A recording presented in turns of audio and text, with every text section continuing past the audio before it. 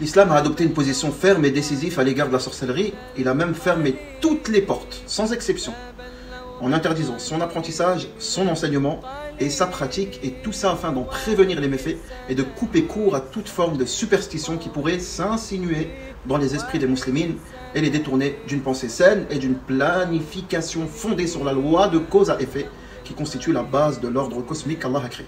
Donc la sorcellerie, comme l'a mentionné Allah Azza wa Jalla, c'est une voie de corruption et une cause de nuisance entre les gens. Au-delà de ça, elle conduit à la mécréance envers Allah Azza wa Jalla et à la sortie de son din, sa religion et sa législation. D'un point de vue linguistique, le mot sihr, il désigne le fait de détourner une chose de sa réalité.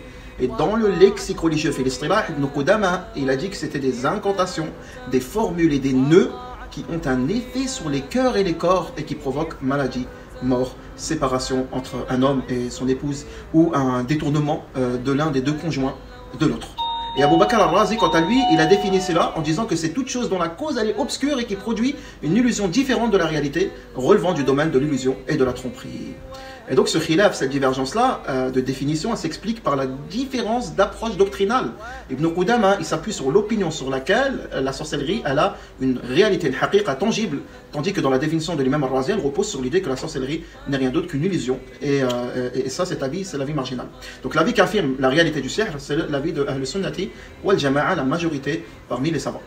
D'ailleurs, même l'imam Nawawi, rahmatullah, il disait que c'est l'opinion la plus correcte, comme quoi la sorcellerie, elle est réelle, c'est une haqiqa, et elle est retenue par la majorité des ulama. Et en cela, l'imam al-Qurtubi, rahmatullah, alayhi, il a dit également que les gens de la sunna sont unanimes à reconnaître que la sorcellerie, elle est réelle, et elle a un effet tangible. Et quant à l'imam Ibn Qayyim, rahmatullah alayhi, il disait que le verset contre le mal des souffleuses sur les nœuds dans Surat al-Falaq, ainsi que le hadith de Aisha radiyallahu anha qui atteste clairement que la sorcellerie, elle a un effet réel, elle a un impact réel. C'est une haqiqa. Et parmi les preuves les plus explicites, eh bien, on trouve le verset où Allah Ta'ala dit وَاتَّبَعُوا مَا تَتْلُو الشَّيَاطِينُ عَلَى مُلْكِ سُلَيْمَانَ. Ils suivent donc par rapport au verset qu'on retrouve au verset 102 dans Surat al-Baqarah, quand Allah dit وَمَا كَفَرَ سُلَيْمَانَ وَلَكِنَّ الشَّيَاطِينَ كَفَرُوا يُعَلِّمُونَ النَّاسَ السِّحْرَ. Et donc Allah Ta'ala, il a bien précisé que c'est les shayatins qui enseignaient aux gens la sorcellerie. Hein? C'est les shayatins qui enseignaient aux gens la sorcellerie. Et cela est de la mécréance.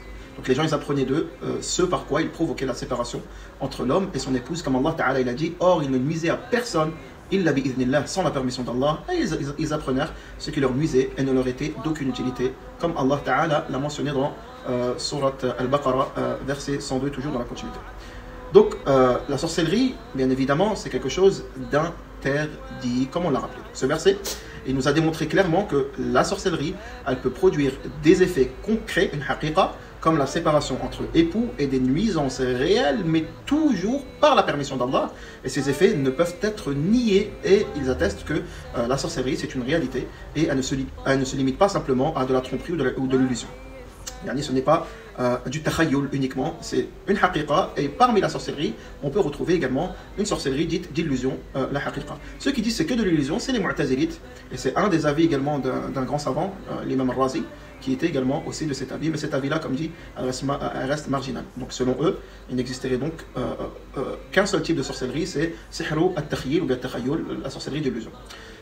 D'ailleurs, c'est Al-Jabbar al-Mu'tazili, une des têtes des Mu'tazilites, de la secte Mu'tazilite, qui confirme cela, ainsi que dans la croyance maturidite également, il pense que c'est uniquement de l'illusion, comme Abu Mansur al-Maturidi lui-même le cite. Et enfin, Ibn Hazm, quant à lui, il dit que Allah Azza wa Jalla a clairement expliqué ce que nous disons. Ibn Hazm, il a dit ça lorsqu'il a dit leurs cordes et leurs bâtons lui parurent par la magie ramper. Yukhayyalu ilayhi. Donc c'est du tahyil. C'était également un des avis de l'imam Ibn Hazm. Cependant, et nous finissons avec cela, cet argument est réfuté, car ce verset ne prouve nullement que tous les types de sorcellerie se limitent à l'illusion, et il indique simplement que celle des magiciens de Pharaon, dans ce contexte précis, relevée de ce genre, cela ne permet en aucun cas de généraliser à toutes les formes de sorcellerie. Le prochain épisode, nous parlerons des différentes catégories de sorcellerie et comment les sorciers font leur sihr, ainsi que l'histoire de la sorcellerie, donc par où ça a commencé et jusqu'aujourd'hui par où ça continue, Inch'Allah. Assalamu alaikum wa rahmatullahi wa barakatuh.